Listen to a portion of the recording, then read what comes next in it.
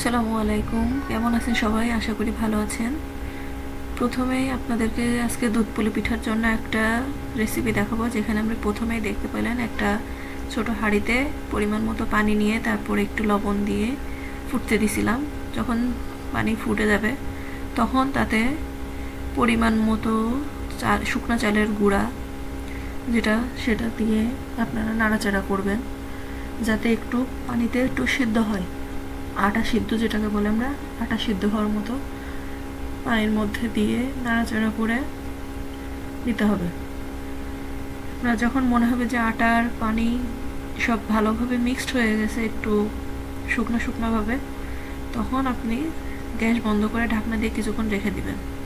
তারপরে একটা বড় পাত্রে আপনি ওই ময়দার যে আটার ডোগুলা সেগুলো একটু নামাই নেবেন।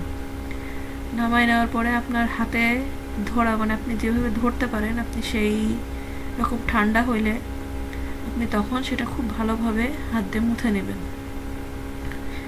আমি একটু এর মধ্যে কাট দিছি, আপনি হালকা হাতে পানি লাগাই লাগাই নিয়ে আপনি সেটা মেখে নেবেন। তারপরে মেখে নেওয়ার পরে এই পর্যায়ে এসে কেউ হাতে ছোট ছোট লেচি করতে পারেন। আমি এগুলো কাঁচি দিয়ে কেটে নিছি পরিমাণ মতো করে, সেই রকম সাইজের, যেই সাইজে আপনি পিঠা বানাতে পারবেন সেই সাইজের আপনি কেটে নিতে পারেন, অথবা হাতে গোল গোল করে নিতে পারেন, যার যেরকম সুবিধার্থে সে সেরকম করে করবে।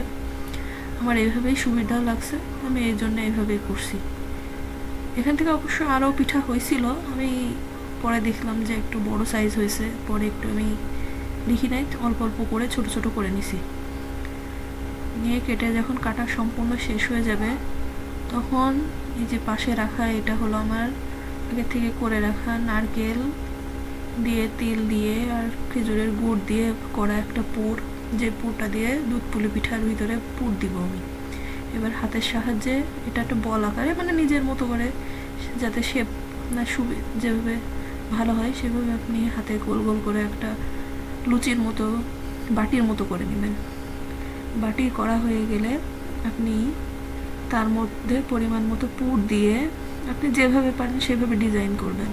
মুখটা মেরে নেবেন, মারার পরে কেউ ডিজাইন করবে, কেউ এমনি নর্মালি রাখে, যার যেটা ভালো লাগে আর কি।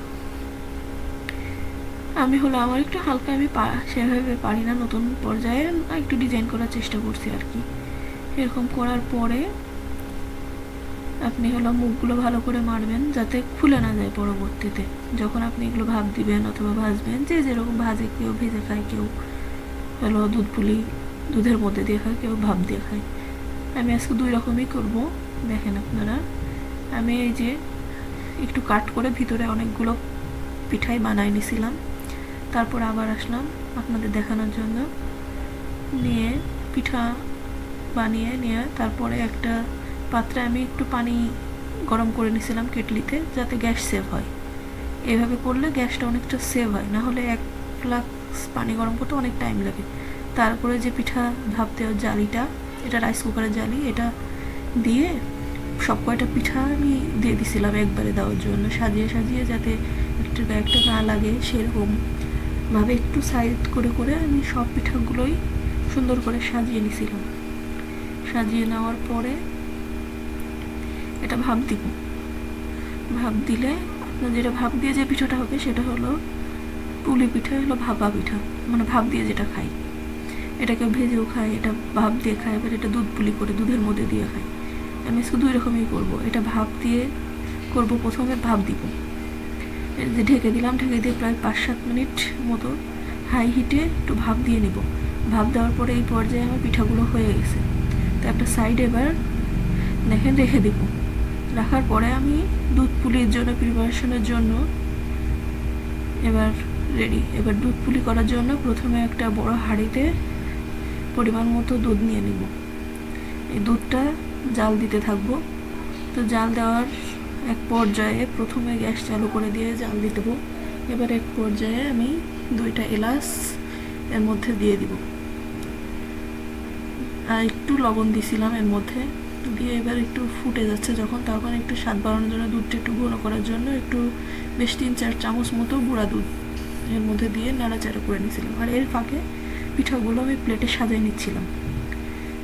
এটা কিছুটা আমাদের খাওয়া দাওয়া করা হয়েছে, হলো ভাপা পিঠা হিসেবে, আর কিছুটা আমি দুধের মধ্যে দিয়ে দেব। সব পিঠা দিই নাই, যেগুলো আমরা খাবো বাসায় যে কয়জন মানুষ সেই পরিমাণ মতো করে দুধের মধ্যে দিয়ে সব কটা যেন দুধের মধ্যে একটু ডুবে থাকে সেই পর্যায়ে নাড়াচাড়া করে তারপরে আমরা এটা ঢাকনা দিয়ে কিছুক্ষণ ফুটাই নিছিলাম। এর ফাঁকে যখন 5-7 মিনিট ফুটানোর পরে বের করে এবার খেজুরের গুড় আমি এর সাথে মিক্সড করবো। খেজুরের গুড়টা এই জন্যই মিক্সড করতেছি, পরে আমি প্রথম পর্যায়ে মিক্সড করতে পারতাম, কিন্তু প্রথম পর্যায়ে যখন গ্যাসের উপরে ফুটন্ত দুধের মধ্যে গুড় দিলেই দুধটা কেটে যায়, এই জন্য কোনো রিস্ক না নিয়ে আমি পরবর্তীতে হলো গ্যাস বন্ধ করে তার উপরে আমি দিছি, কেননা দুধের মধ্যে আমার সব কিছু ঢুকে গেছে। এরপর আমি যখন গুড়টা দিব, এটা খেজুরের অথেন্টিক আমাদের নিজস্বভাবে বানায় নেওয়া আসা, দুধের মধ্যে দিয়ে দেখছেন দুধের মধ্যে দিয়ে পুরো দুধের কালারটাই চেঞ্জ হয়ে গেছে। দুধের অনেক সময় গুড়ের মধ্যে চিনি দেওয়া থাকে, যেই গুড়গুলো খেতে ভালো লাগে না, তখন পিঠা বলেন যে কোনো জিনিসই বলেন ভালো লাগে না, যেমন না বলে এগুলো অথেন্টিক ভালোভাবে বানানো হয়েছে।